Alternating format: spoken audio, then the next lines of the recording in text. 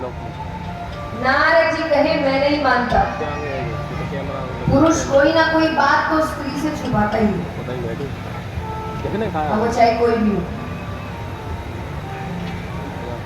जितने यहाँ शादीशुदा पुरुष बैठे हैं घर जाके सबकी क्लास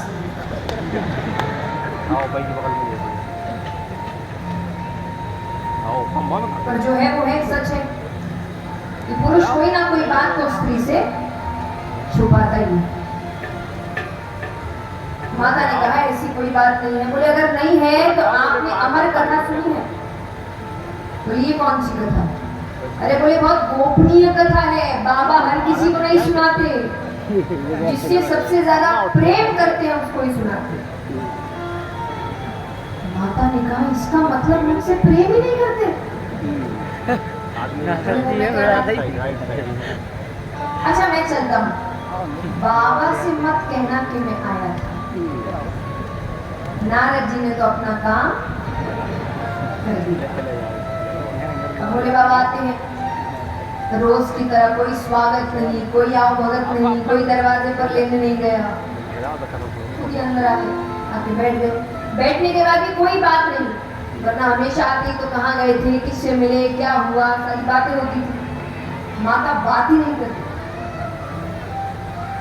तब भोले बाबा ने, अब देखिए जब पति पत्नी के बीच बातें नहीं होती ना तो बातें बच्चों के माध्यम से चलती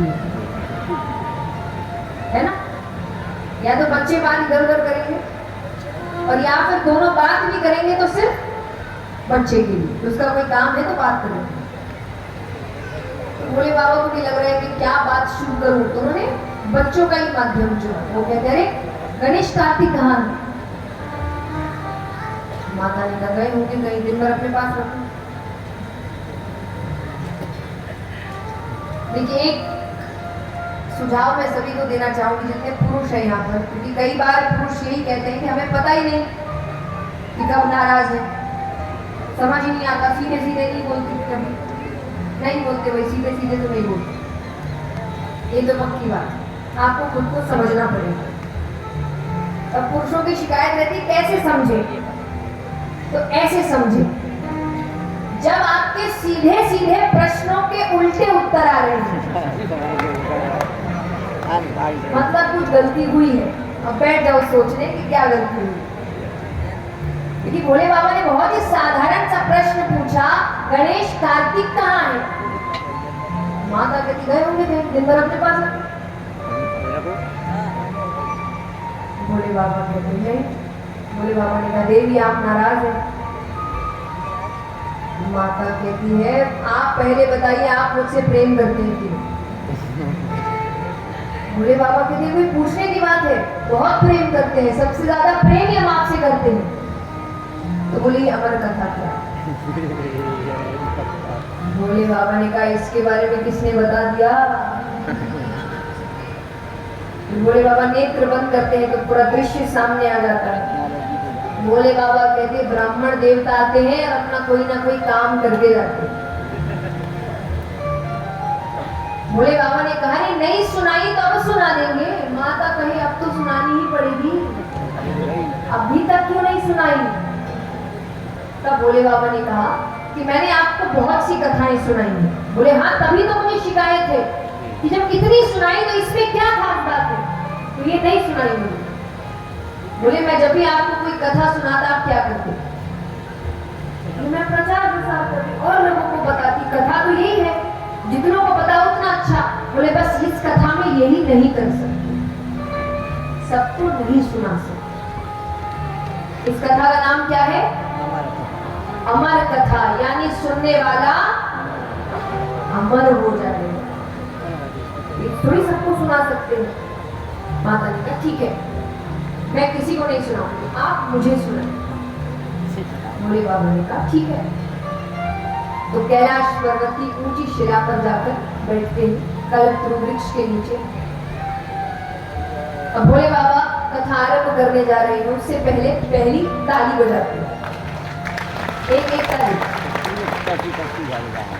पहली ताली बजाते हैं। ताली बजाते ही जितने जीव जंतु थे कैलाश पर्वत पे वो सब कैलाश पर्वत छोड़कर जाने लगे। अमर कथा है ना। और देखिए ऐसे भी ताली का यही महत्व होता है। जब आप कथा सत्संग में आते हैं तो एक तरीके से आप भगवान के साथ मिलन कर रहे हो। तो मिलन इतना आसान तो है नहीं, तो कई जीव जंतु आते हैं बीच में। जैसे उदाहरण, तो 3-4 उदाहरण है तो कुछ आपको सुनाती हूँ। सबसे पहली चीज है अहंकार। ताली आपके अहंकार को खत्म करती है। जैसे आप कई जगह देखेंगे जब कथाएं होती हैं तो बहुत बड़े बड़े लोगों को भी बुलाया जाता है, बड़े पद पर बैठते हैं, तंत्री मंत्री बहुत सब आते हैं। तो कई होंगे जो आकर बैठ जाएंगे से हाथ मार,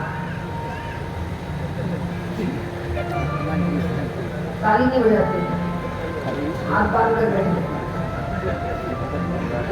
किसी व्यक्ति को अपने घर में अपने पोता पोती के सामने उसको हंसाने के लिए जोर जोर से ताली बजाने में शर्म नहीं आती है, पर कथा या कीर्तन में आके ताली बजाने में बड़ी शर्म आती है। ये ताली नहीं बजाते। अगर कोई इनको फोर्स करे ज्यादा ताली बजाने के लिए तो इनका अपना एक तरीका होता है ताली बजाने का। कैसे?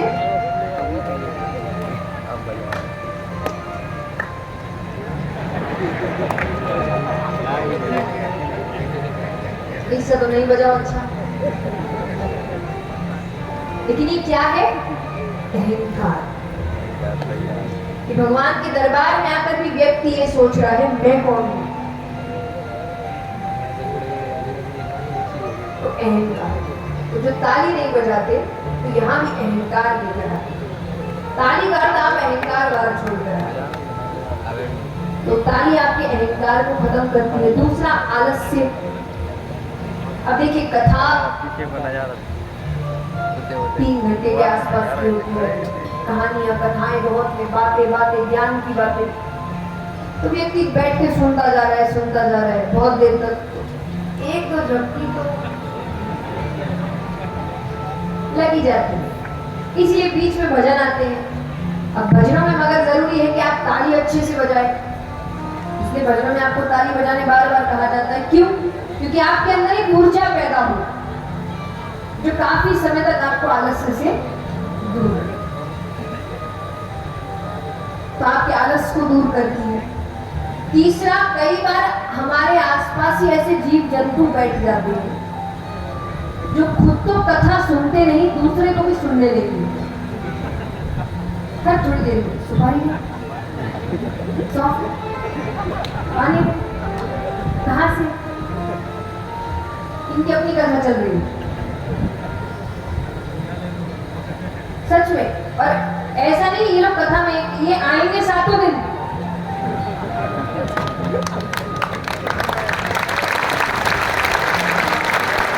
कथा सुनी है इसका ठप्पा चाहिए। एक बार 2 दोस्त थे, उनको पता चलता उनके गांव में कथा होने वाली है, तो दोनों बड़े खुश हुए कि जाएंगे।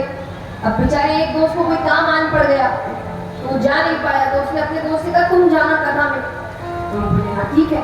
अब वो कथा में गया, 7 दिन की कथा सुनी। 7 दिन, अब उसके 1-2 दिन बाद उसका दोस्त वापस आया तो उसने पूछा कि कैसी हुई कथा? बहुत अच्छी, इतना आनंद आया, इतनी अच्छी बातें, एक बातें, अरे तुम होते तो मुझे इतना अच्छा लगता, मैं तो 7 दिन गया, मुझे तो बड़ा आनंद आया, इतनी अच्छी बातें। और तारीफ पे तारीफ, तारीफ पे तारीफ। अंत में दोस्त को अच्छा नहीं लग रहा, उसको ऐसा लग रहा है कि मैंने मिस कर दिया। तो उसने कह दिया 1-2 बात तो बताओ। क्या बताया गया? अरे वो बोले बहुत अच्छी कथा हुई, इतनी अच्छी बातें बताई गई। अरे भाई क्या बातें? बोले वो तो याद नहीं, पर कथा अच्छी हुई। फिर कैसे अच्छी हुई जब तो वो एक बात याद नहीं? तो ये वही लोग हैं जो कथा में तो जाते हैं पर अपनी खुद की कथा कर रहे होते हैं। तो यहाँ पर ताली जो तीसरी चीज है कि वो जीव जंतु, अब आप ही खाली बैठे रहेंगे, इधर उधर देखते रहेंगे, उनको लगता है हमारे जैसा है, इसको परेशान कर सकते हैं। पर आप भक्ति में लीन रहेंगे, ताली बजाते रहेंगे, तो फिर वो अपने जैसा कोई और ढूंढेंगे, वो तो ढूंढेंगे।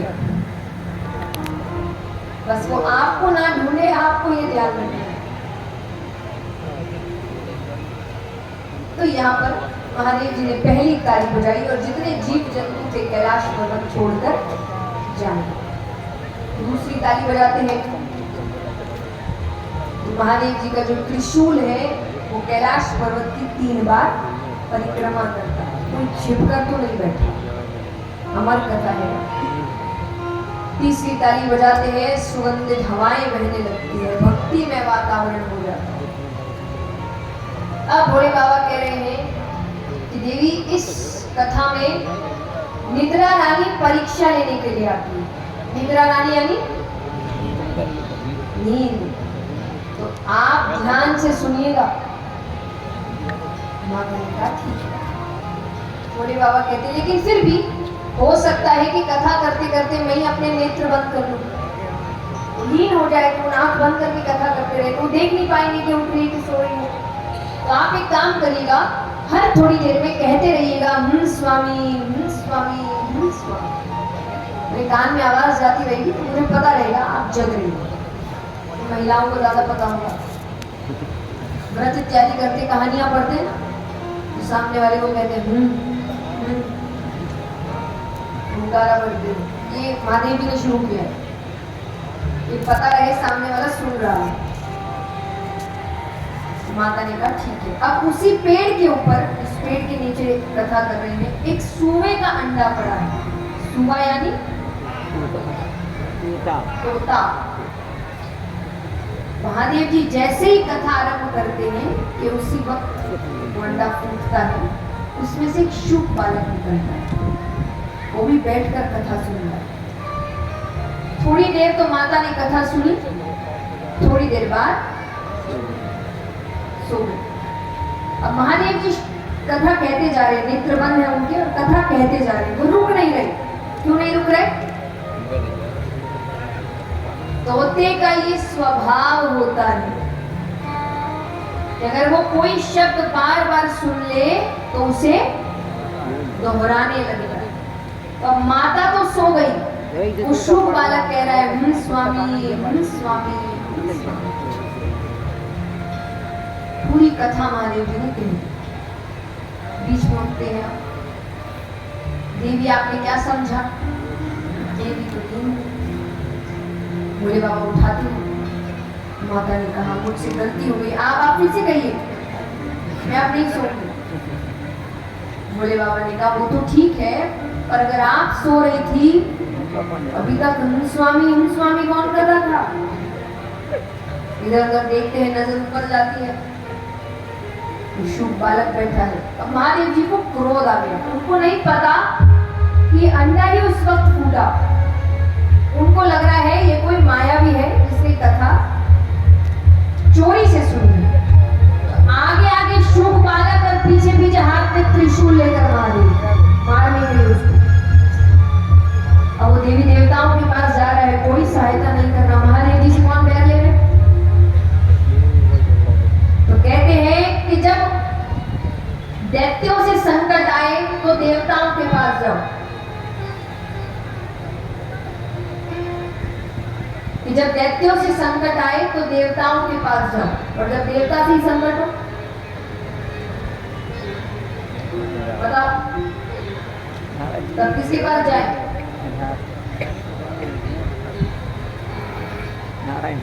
तब ब्राह्मण देवता के पास। अच्छा, ब्राह्मण देवता, ब्राह्मण नहीं, ब्राह्मण कुल में जन्म लेने से कोई ब्राह्मण देवता नहीं बन जाता, उनके कर्म देवताओं जैसे होने चाहिए। तो ब्राह्मण देवता यानी जिनके कर्म ऐसे हैं, तो वो पृथ्वी पर आते हैं और वेद व्यास जी के घर पर जाते हैं। वेद व्यास जी की धर्म पत्नी के मुख के द्वार से छोटा सा रूप बनाते हैं और मुख के द्वार से उनकी पत्नी के गर्भ के अंदर प्रवेश करते हैं। अब महादेव जी आते हैं, नेत्र लाल, हाथ में त्रिशूल। वेद व्यास जी ने कहा पहली बार तो दर्शन दिए तो विष्णु क्या गलती हो? भोले बाबा ने कहा एक चोर मेरे यहाँ से चोरी करके आपके आया है। वेद व्यास जी ने कहा चोरी आपके घर पे? चुराने को आई क्या? भोले बाबा कहते क्या मतलब? अरे बोले मेरा मतलब आप तो बिना मांगे ही दे देते हैं, आपके यहाँ कोई इतनी कुछ चुराई, और अगर खाने की वस्तु चुराई हो तो उसके लिए इतना क्रोध। भोले बाबा कहते हैं उसने मेरी अमर कथा चोरी से सुनी है, मैं उसे मृत्यु दंड देकर रहूंगा। वेद व्यास जी कहते सही नाम है आपका, भोले भंडारी। बोले क्यों? बोले अगर उसने अमर कथा सुन ली वो तो अमर हो गया, आप उसे मार ही नहीं सकते। और अगर मान लीजिए आप सर्वशक्तिमान है, महाकाल है, आप उसे मार दे, आपकी अमर कथा झूठी हो। इसलिए कहते हैं क्रोध नहीं करना चाहिए, क्रोध में सोचने समझने की शक्ति चली जाती। और जब महादेव जी से गलती हो सकती, सोचे हम और आप तो क्या क्या कर बैठे। पर कई बार लोग कहते हैं कि ये सब बोलने की बातें हैं, ये बताओ आए तो क्या करें? क्रोध नहीं करना चाहिए, बस का नहीं है। अगर क्रोध आ जाए तो शांत कैसे करें बताओ? तो उसका भी एक उपाय बताया गया है कि जब भी क्रोध आए तो राधा नाम का उच्चारण करें। ये नाम हर चीज का हल है।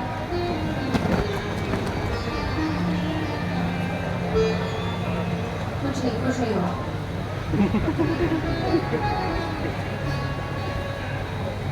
बोले राधा नाम का उच्चारण करें। अच्छा लेकिन उच्चारण भी कैसे? जोर जोर से।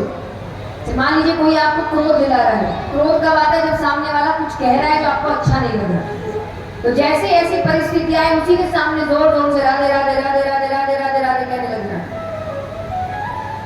क्या कहोगे? कह के दिखाओ।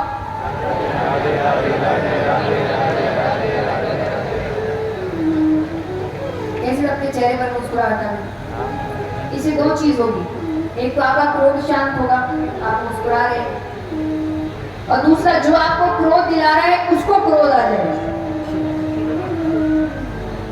क्योंकि उसका काम है आपको गुस्सा दिलाना उस वक्त, लेकिन आपको हंसता देख उसको अच्छा तो नहीं लगेगा। आइए प्रार्थना करते हैं कि हमें इस नाम की ऐसी आदत लग जाए कि क्रोध क्या हर परिस्थिति में हमें यही नाम याद है।